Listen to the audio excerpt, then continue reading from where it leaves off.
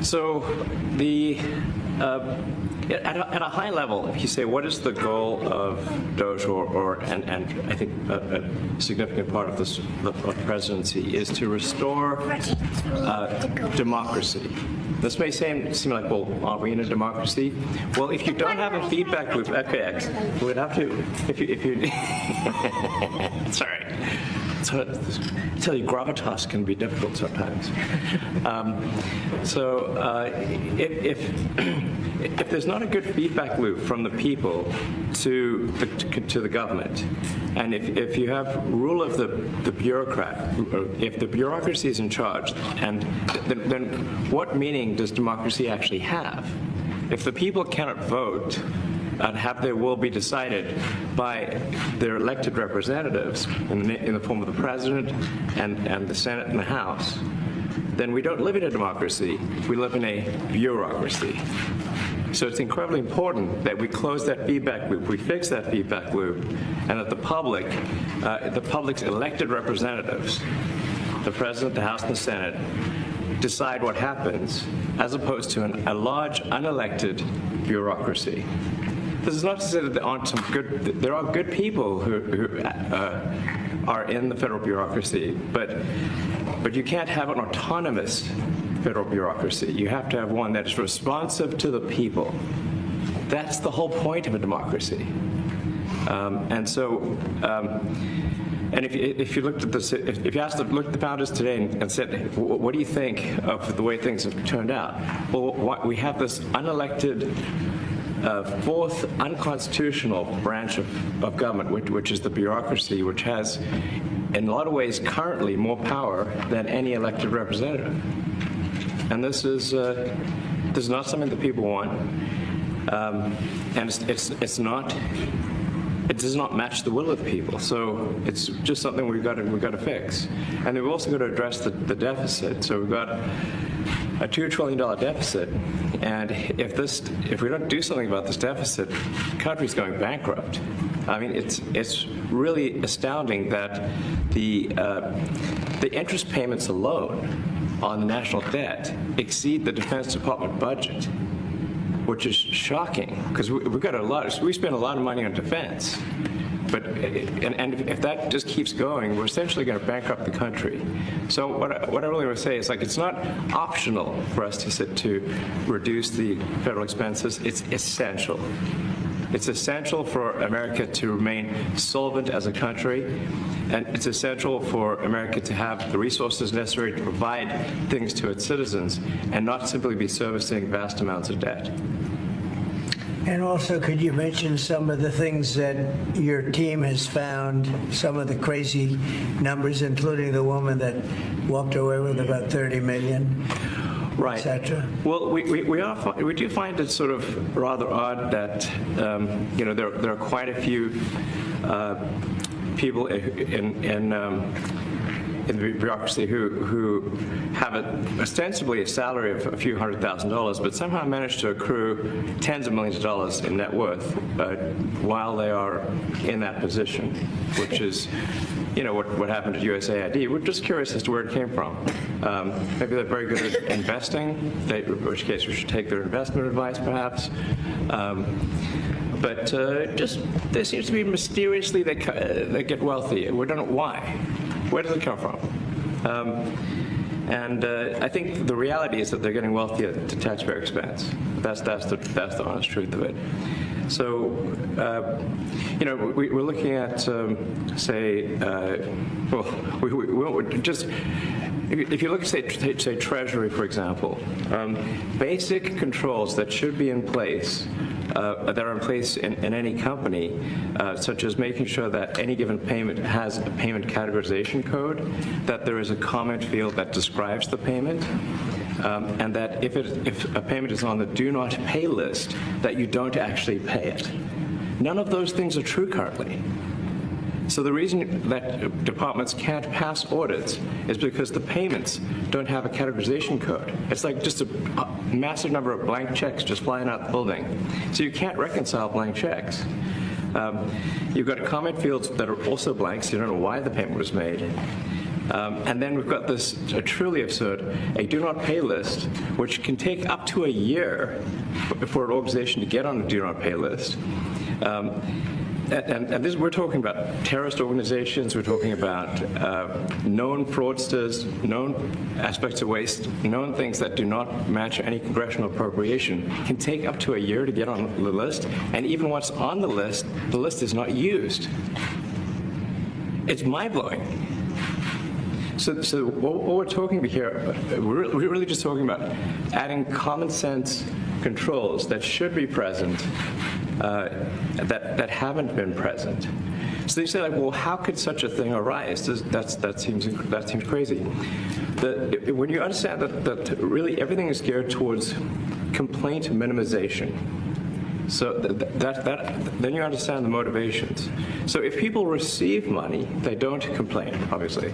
But if people don't receive money, they do complain. And the fraudsters complain the loudest and the fastest. So then when you understand that, then it makes sense. Oh, that's why everything they approve all the payments at Treasury. Because if you approve all the payments, you don't get complaints. But now we're saying that, no, actually, we are going to complain. If money is spent badly, if your taxpayer dollars are not spent in a sensible and frugal manner, then that's not okay. Your tax dollars need to be spent wisely on things that matter to the people. I mean, these things, it's just common sense. It's not draconian or radical. I think it's really just saying, let's look at each of these expenditures and say, is this actually in the best interest of the people? And if it is, it's approved. If it's not, we should think about it. So. There's crazy things like just cursory examination of Social Security, and we've got people in there that are 150 years old. Now, do you know anyone who's 150? I don't know. Okay. They should be on the Guinness Book of World Records. They're missing out. That's a case where, like, I think they're probably dead. It's my guess. Or they should be very famous, one of the two. And then there are a whole bunch of Social Security payments where there's no identifying information. Well, like, why is there no identifying information? Obviously, we want to make sure that people who deserve to receive Social Security do receive it, and that they receive it quickly and accurately. I'll tell you another crazy thing. So, one of the things is, like, we are trying to sort of right-size the federal bureaucracy, just make sure that this, obviously there need to be a lot of people working for the federal government, but not as many as currently. So we're saying, well, okay, if people can retire, with full benefits and everything, that would be good. They can retire, get their retirement payments, everything. And then we were told, this is actually, I think, a great anecdote, because we were told the most number of people that could retire possibly in a month is 10,000. And we're like, well, why is that? Well, because all the retirement paperwork is manual on paper. It's manually calculated, then written down on a piece of paper. Then it goes down a mine. And I'm like, what do you mean a mine? Like, yeah, there's a limestone mine where we store all the retirement paperwork. And you look at a picture of this mine. We'll post some pictures afterwards. And this mine looks like something out of the 50s because it was started in 1955. So it looks like it's like a time warp.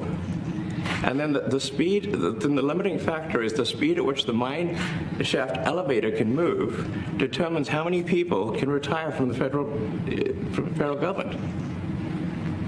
And the elevator breaks down sometimes, and then nobody can retire. Doesn't that sound crazy? There's like 1,000 people that work on this.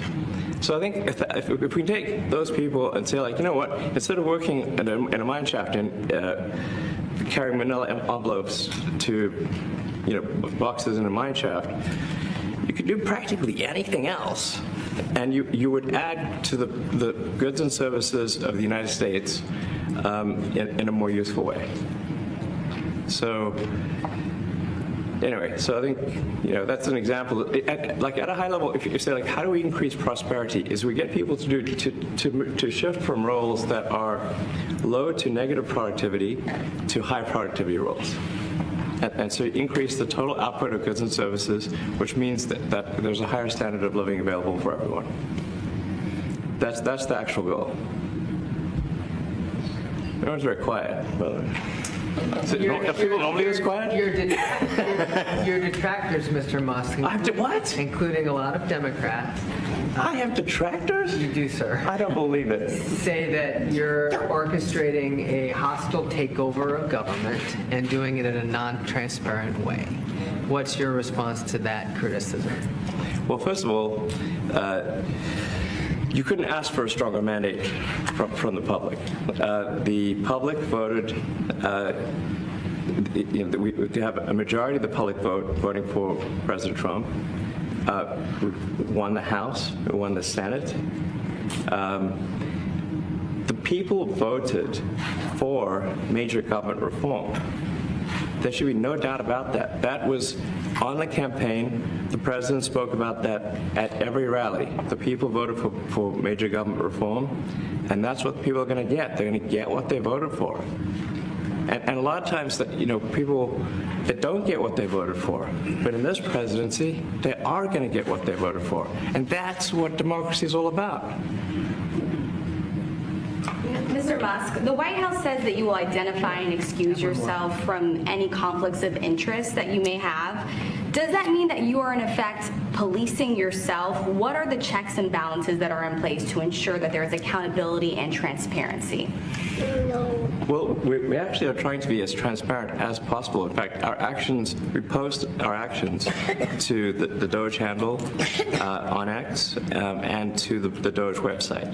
So all of our actions are maximally transparent. In fact, I don't think there's been, I don't know of a case where an organization has been more transparent than the DOGE organization.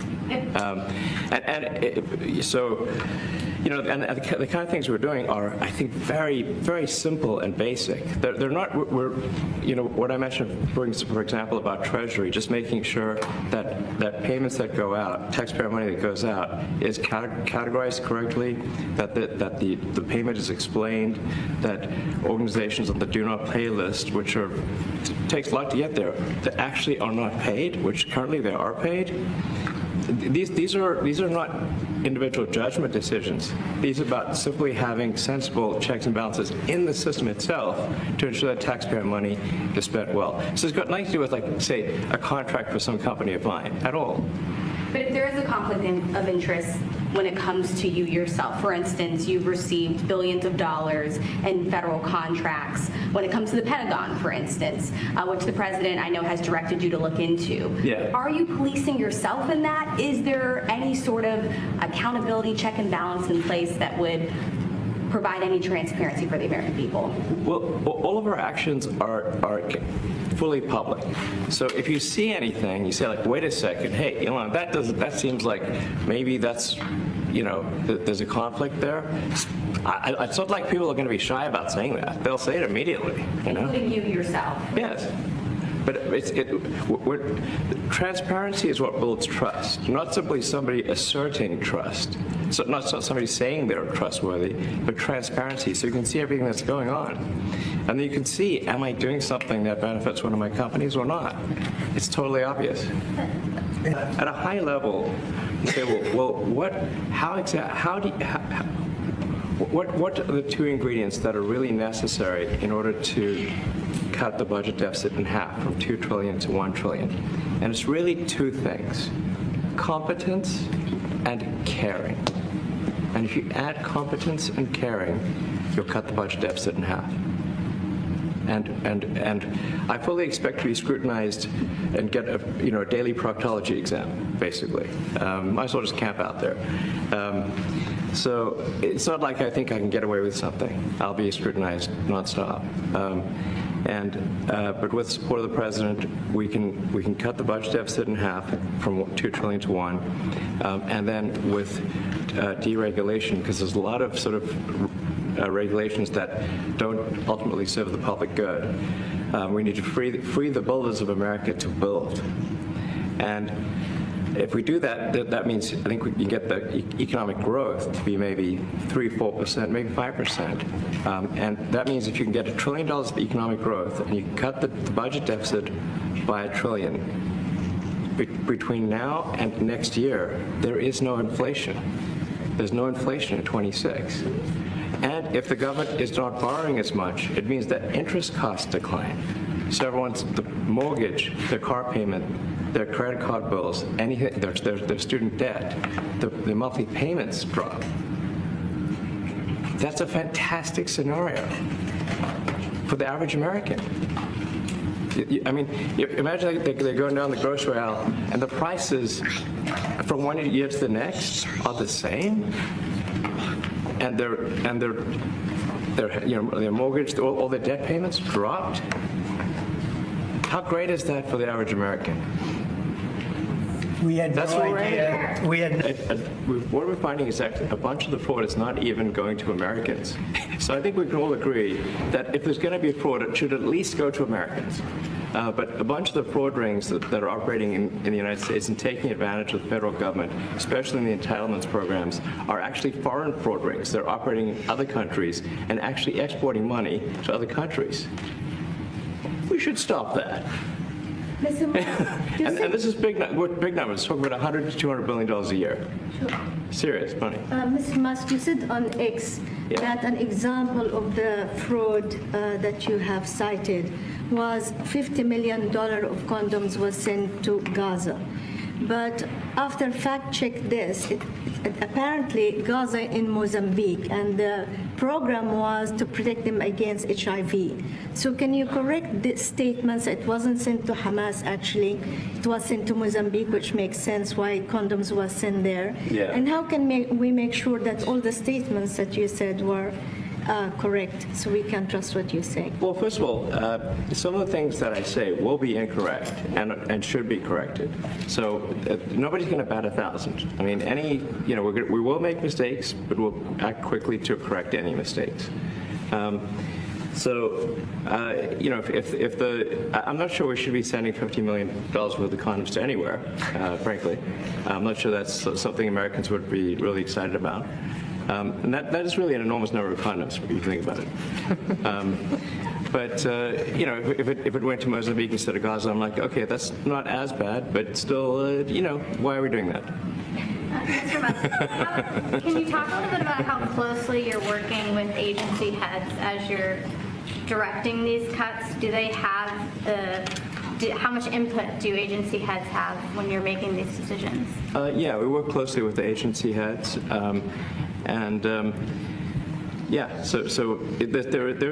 are sort of checks in place. So it's not just us just going in and doing things willy-nilly. It's in partnership with the agency heads, and I check frequently with the president to make sure that this is what the president wants to have happen.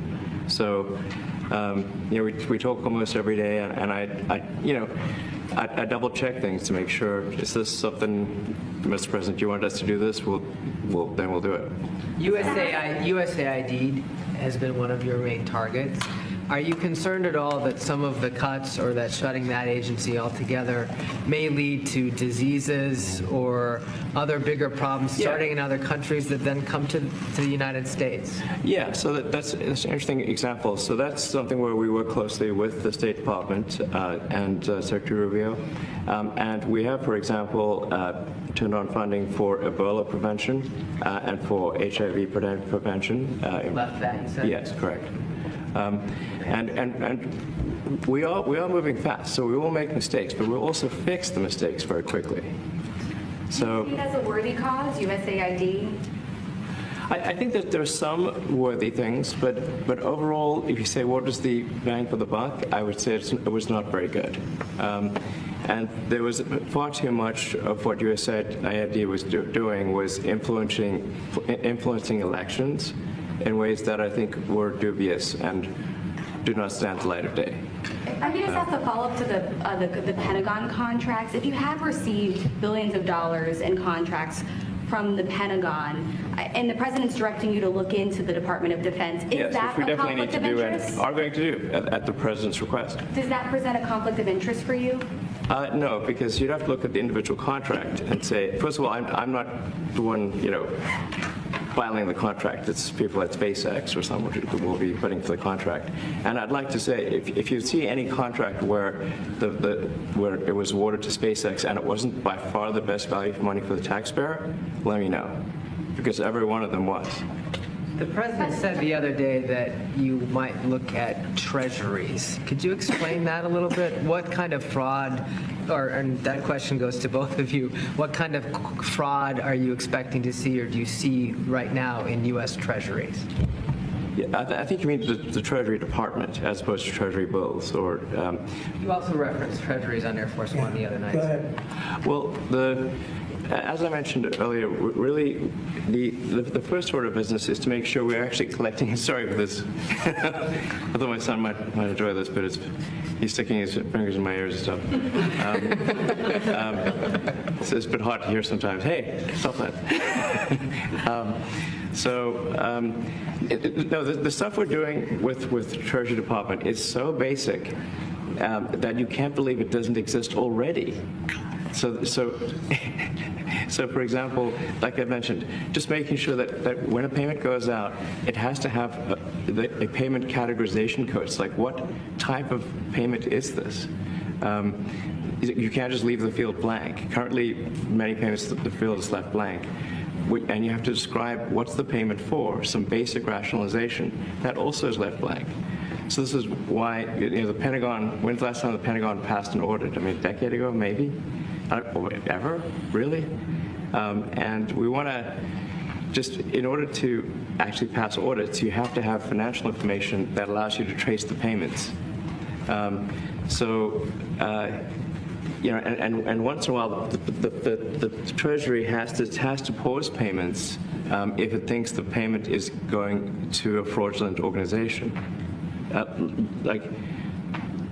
If a company or organization is on a do not pay list, we should not pay it. I'm sure you would agree. Like, if it's quite hard to get on that payment, the do not pay list, it means that this is someone that is like dead people, terrorists, known fraudsters, that kind of thing.